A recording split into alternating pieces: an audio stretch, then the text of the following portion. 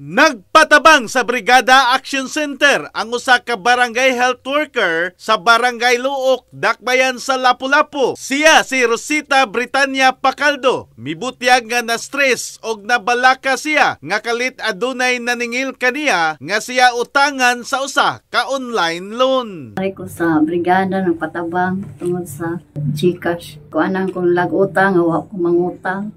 Patabang ko diri kay dili ko ka stress na kayo kung ano akong problema sa GCash.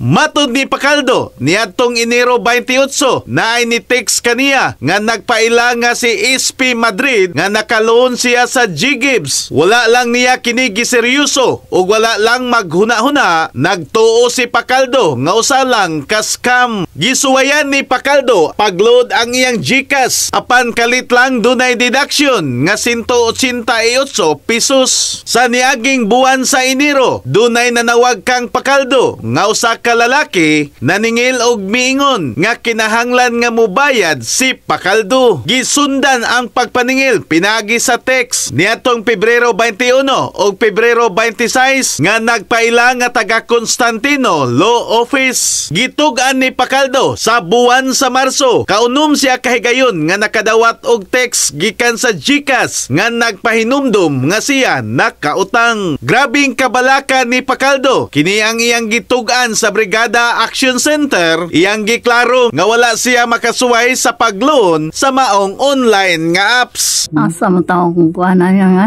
mapiso ta nga, huwag kita mangutang. Mapiso nga, huwag ka utang.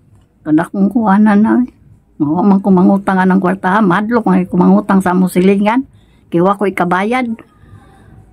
Ani nun sa GCash nga huwag ko kaibaw nga, ikuhanan kong utang. Hugot nga gibarugan ni Pacaldo nga wala mangutang ug duna siya panawagan ngadto sa tagdumala sa GCash. Baan jud ko ani, adlok ko kay pero sige na mag-text ang kuwan GCash. Kalima naman sila ni text. Mao ni dangop ko diri sa brigada para maklear ang akong kuwan problema sa GCash.